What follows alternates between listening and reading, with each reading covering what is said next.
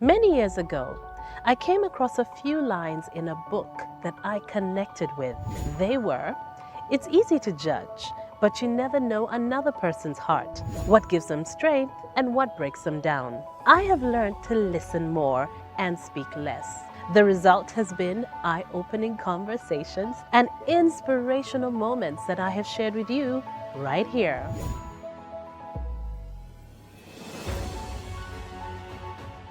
Hello and welcome to Crystal One-on-One. I am Crystal and it's a pleasure to have you back on the show. I'm chatting with someone who I've known for a really long time. She was a teenager when I first met her, Laura Kahunde. How are you? I'm good. Welcome to the show. How are you? Thank you. I'm good. Been waiting. I'm loving the short hair. Thank you. You were telling me now that you've gone short, you can't go back. I'm trying. I've been telling people I'm growing my hair. And my friend was telling me recently, you've been saying this for like a year. You're growing your hair, you're growing hair. And the next thing we know, you've cut it again. I'm like, yes, I'm trying, but it's difficult. So what happens? So it grows a little bit, then you just like, Yeah. and like, you just shave it off again. I cannot handle this. Yes. Because I remember the first time I'd seen you really cut it quite short, actually. Yes. Uh-huh. It's so liberating. Let me use that word. Like you wake up and you don't have to do much. You just have to walk out of the house. Just wash You your can feet, go and stand under the shower and yes, just... and because I had natural hair before cutting it, natural hair is really, really, really, really work. Like it's a lot of work. How long had you had natural hair? Like it was Quite really some long? time, yeah. It was long. It was Oh long. my. And, you know, with natural hair, you learn how to do your hair because there are not so many salons that know how to actually treat African hair. So most of us have learned Okay. about the products, your hair type, how So what to do you use, like shea butter or a lot of coconut things. oil? And Water, oil, a lot of products, different products. You have to have an oil, you have to have it's like we have formulas. Something like they a call science. lock. Yes, something they call lock, which is liquid, oil, cream. So Oh. liquid is water, and then the oil, and then something that is creamy. So you make your own and then you have to use You that. have to use that every day. You have to do that every day. You have to keep your hair moisturized every day, otherwise it will break. Yeah. That's why our hair breaks and people think, okay, natural hair cannot grow long. But it's really coiled, so the oils don't go down to the root. tips. Okay. So you have to do it naturally every day. Thank you for convincing me not to go natural. Yeah, I remember telling someone, if you want to go natural, natural is not for lazy people. And she's like, did you just call me lazy? And then she tried to grow it. She's like, okay, I know what you were talking about. It's a lot of work. I won't deny that. I love the ponytail. I'm not lazy, but I like the convenience of just pulling it back in a ponytail Yes. most of the time. So Laura, you are an actress. Yes. I will say you're a musician as well because I've heard you sing and you sing beautifully. Yes. I mean, who is Laura? Who is Laura? Well, Laura is a lot of things. She needs to settle down and choose what to do and what to leave. You want to do everything? I guess there's a lot of things I want to do, which I feel like I can comfortably do. But you know, if you are all over the place, then you're not going to succeed at anything. Or you're giving, your attention is in many places, so you won't go as high as you should or you could have. If you don't focus on... Yes. I sing. Yes. I act. A bit of dancing. Oh! People are trying to convince me that I'm good. I don't know about that, but I'm struggling with that. What kind of dance? I don't know. I don't even know much about dance. I'll just get on the floor, and if I feel groovy, it's let's go. But I used to dance a lot in school, and Okay. I didn't know I was a good dancer. I was told by my friends, oh, you're a good dancer and all that. And in the production we're doing now, I'm dancing, singing, and acting, and it's live. So it's really been a challenge. But I think because I haven't been doing it for a long time. Is this the first production that you're doing all of that? Yes. Oh, Yes. okay. Yes. So it was a lot of preparing.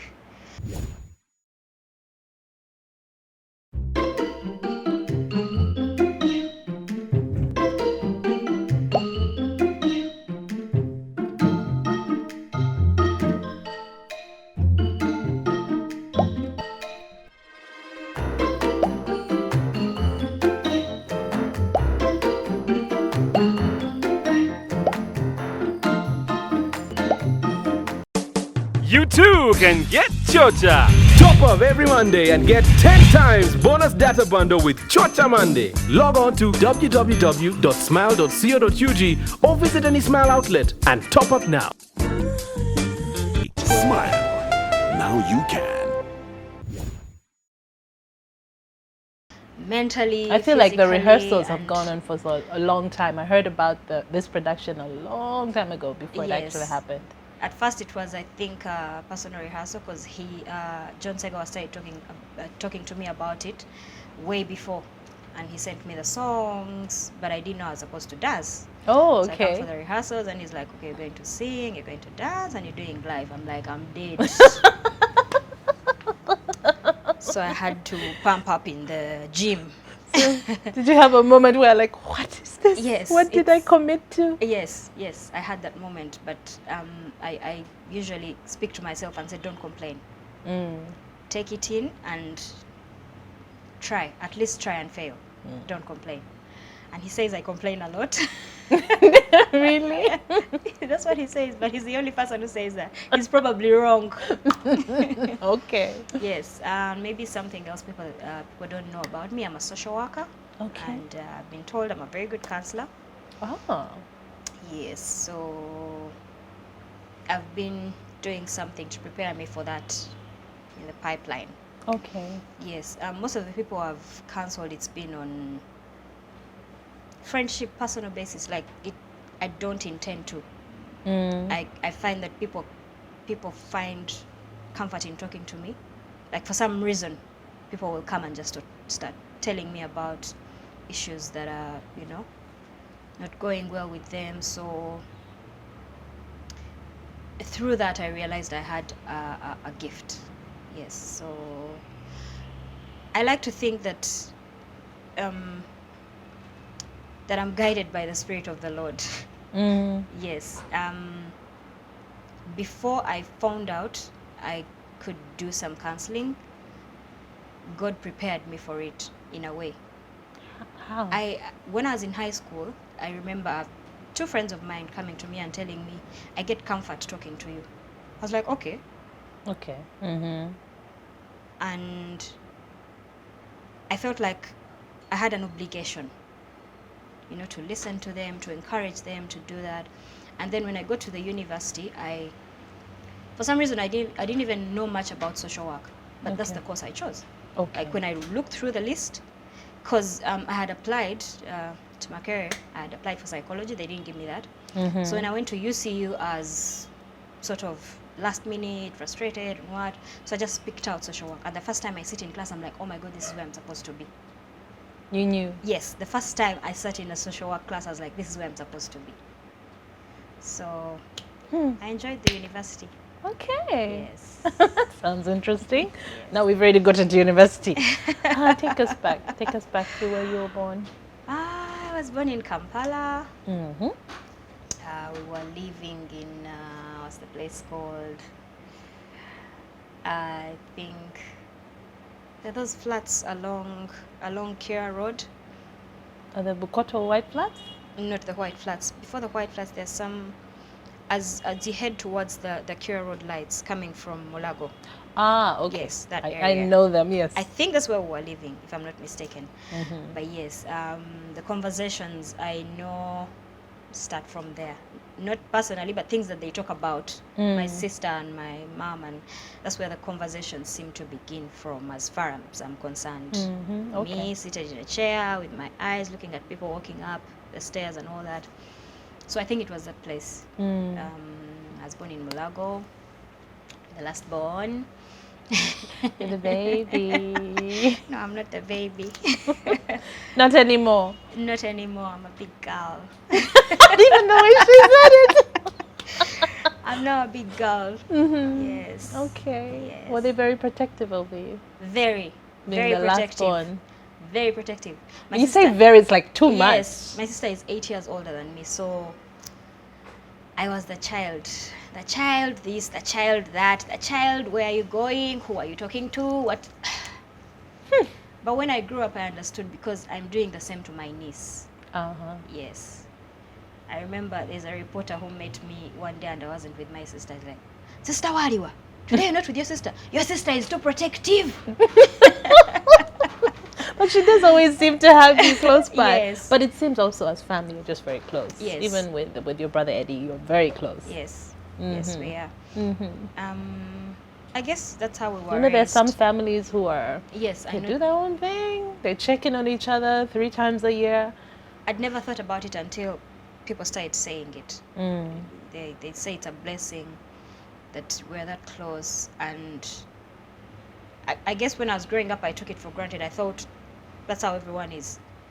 Until I was older and understood that, okay, not everyone has their siblings checking on them and coming in and doing this and that, you know. Mm. But it's a blessing, and I thank God. I don't know how my parents did it, but they did it. Mm. Like we are that close, like we are checking on each other, and yeah.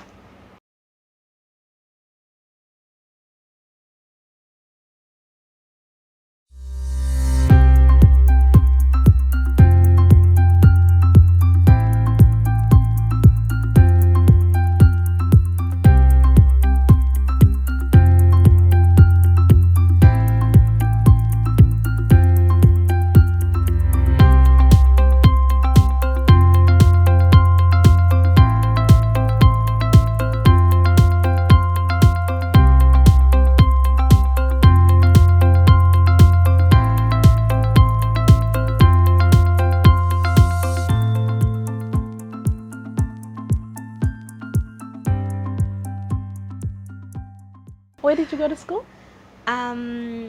Nursery, I went to, I don't remember if it had a name, but it was a St. Andrew's Church. That's why I went for nursery school.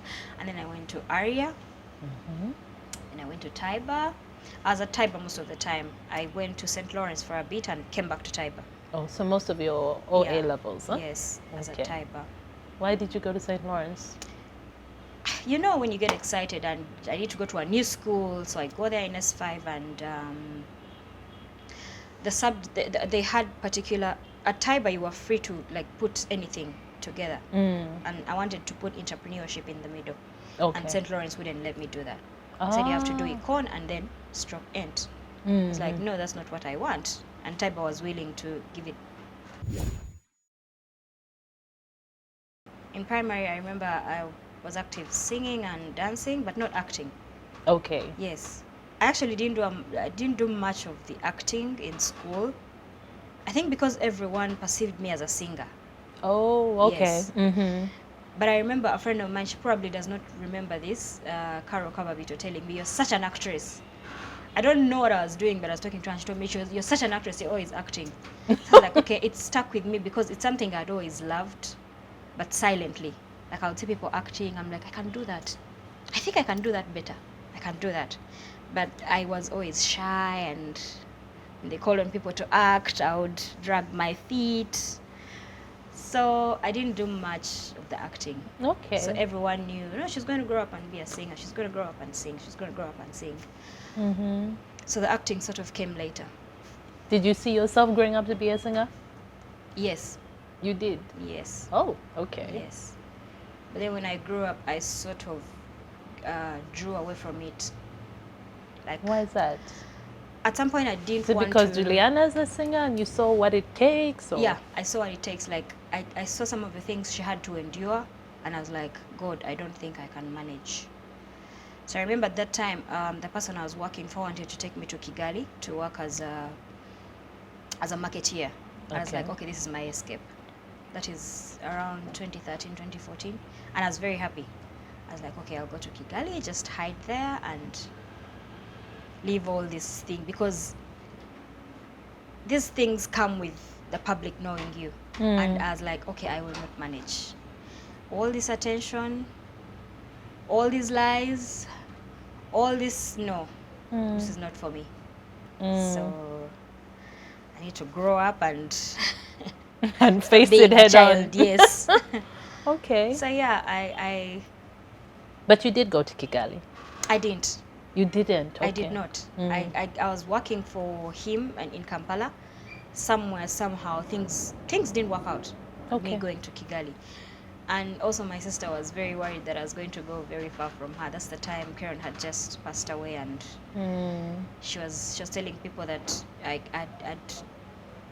had been her counselor and everything. So it was still a very difficult time for her, and I was the one that was always with her.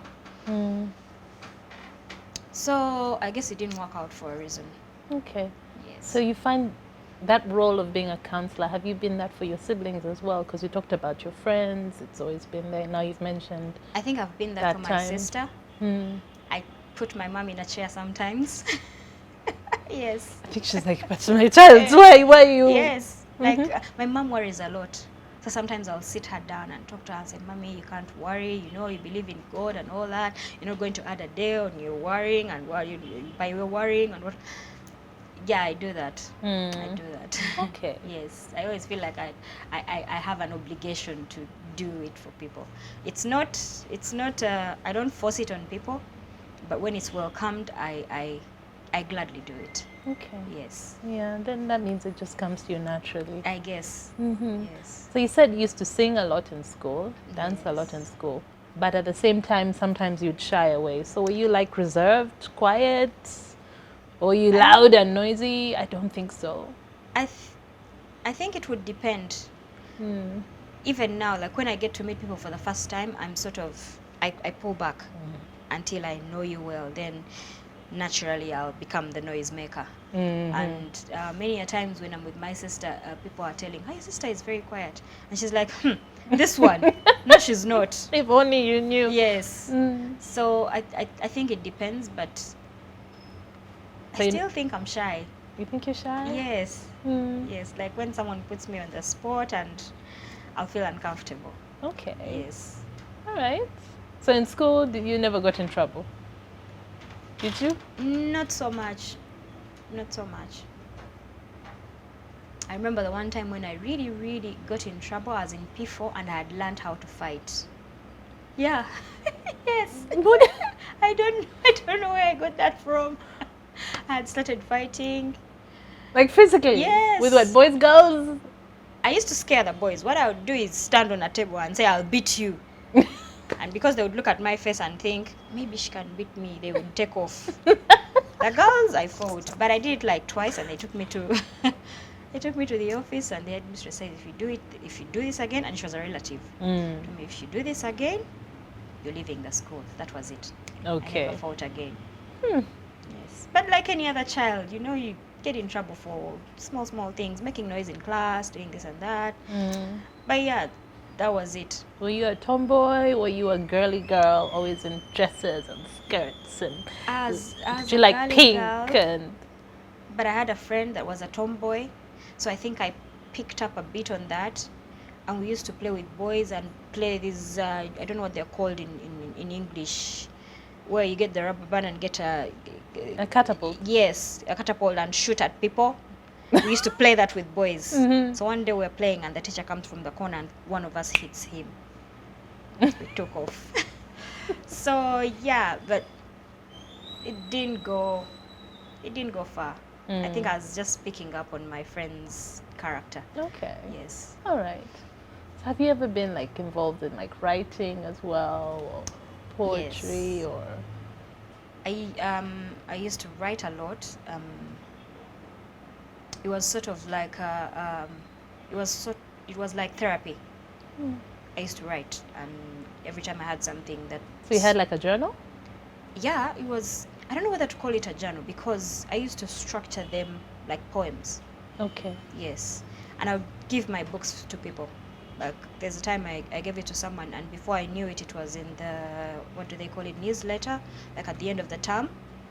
I saw my poem. I'm like, okay, because for me I used to keep them to myself. Only when I Okay. would give out the book.